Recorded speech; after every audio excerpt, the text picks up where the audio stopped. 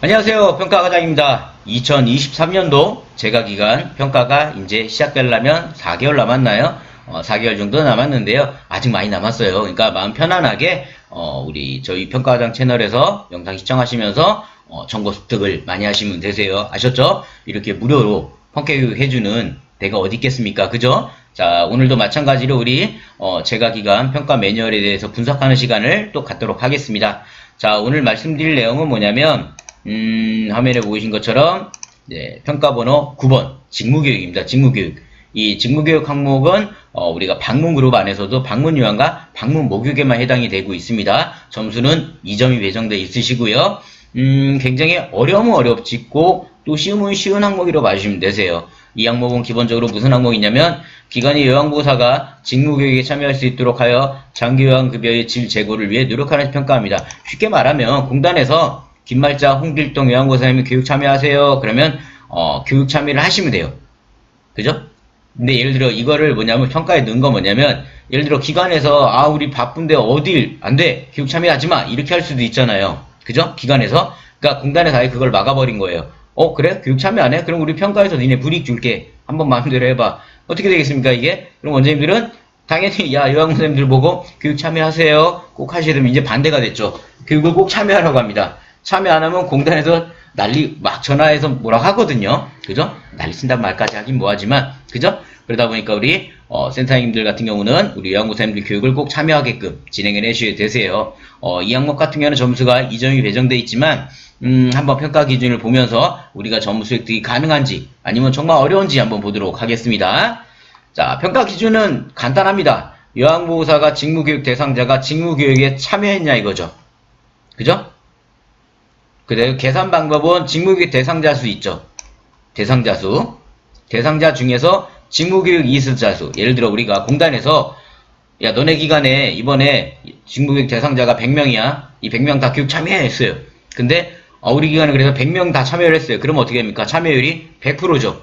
100분의 100. 곱하기 100이니까 100이죠. 근데 우리가 100명 중에 50명밖에 참여를 못했어요. 우리 참가자 명단 계산해보면 나오잖아요.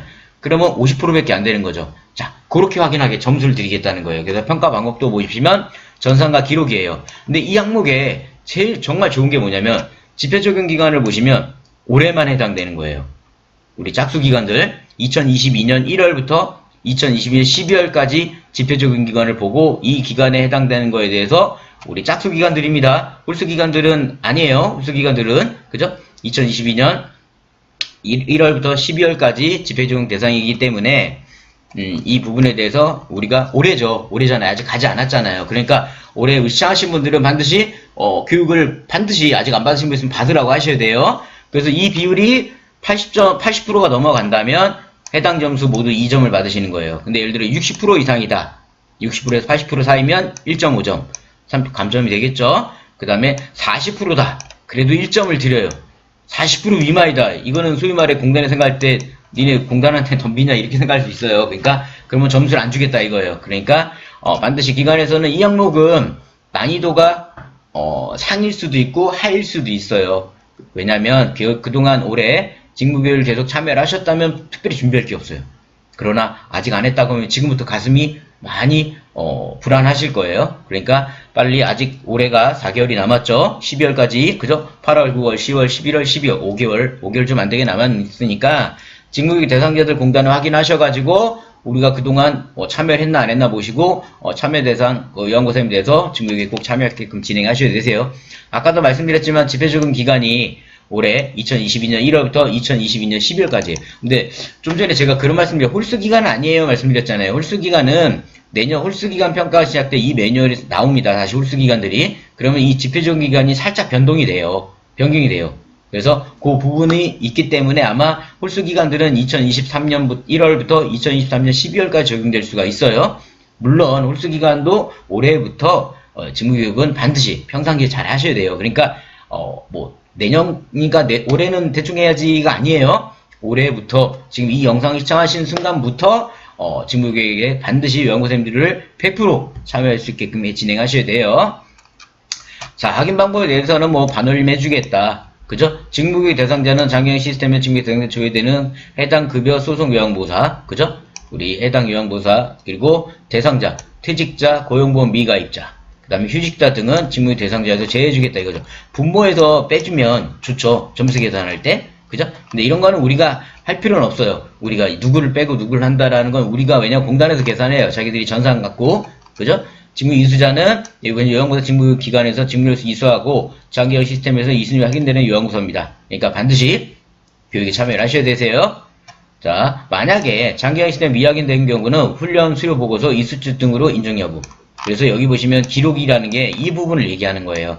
그죠? 공단에서는 전산을 보고 확인하고 올 겁니다. 평가관들이. 그러나 만약에 우리는 100명 중에 90명이 됐는데 평가관이 가져올 때는 80명밖에 안 돼요. 그러면 전산에 뭔가 누락됐거나 전산 오류가 있다는 얘기죠. 그때를 대비해서 항상 기관들에서는 이 수료증이나 이수증 같은 걸 반드시 보관하고 계셔야 되세요. 이해되셨죠? 자, 그럼 오늘 요 직무교육에 대해서 한번 정리를 해볼까요? 직무교육. 그죠? 자, 직무교육은 기존부터 있었던 항목입니다. 자, 점수는 2점이고요. 2점입니다. 난이도는 중정도 볼게요. 중정도 보고 제일 중요한 거는 보신 것처럼 지표 적용 기간이 2022년이세요. 그죠? 2022년이기 때문에 지금부터 준비하시면 되는 거고요. 지금부터 직무교육 대상자 파악하여 전부 교육을 받게 하자. 이게 가장 키포인트입니다. 아셨죠? 지금 늦지 않았잖아요. 아직 2022에 지나질 않았으니까요. 그래서 지금부터 진행해 주시고요. 그 다음에 이수증, 그 다음에 교육 수료증 등을 반드시 보관하자. 그죠? 반드시 보관하게. 요 정도만 진행해 주시면 우리 기관에서 준비할 게 크게 없으세요. 계산은 평가관이 진행. 그죠? 우리는 교육만 받게 하자. 요 부분만 잊지 않으시면 되세요. 아셨죠? 자, 오늘 평가번호 9번 직무교육에 대해서 말씀을 드렸습니다. 어떠셨나요? 기관에서 충분하게 준비하기 어렵지 않은 항목이라고 보고요. 요새는 기관들 가보면 직무교육들 다들 열심히 받고 계세요. 왜냐면 안 받으면 안 되기 때문에. 따라서 기관들에서 반드시 직무교육에 우리 요양보호사님 참여하게 하셔가지고 기관 운영에 많은 도움도 되시고 평가에도 도움이 되시고 우리 요양보호사님들의 전문성도 높이는 그런 교육을 받으시기 바랍니다. 아셨죠? 이제 9월이 시작됐을 거예요. 이 영상이 올라왔으면 아직 9월인가 8월인가 할 텐데 즐거운 추석이 앞에 두고 있습니다. 빨리 급한 업무들 마무리하시고요. 연휴 기간에 가족과 즐거운 시간 보내시기 바랍니다. 저는 평가과장이었습니다. 감사합니다.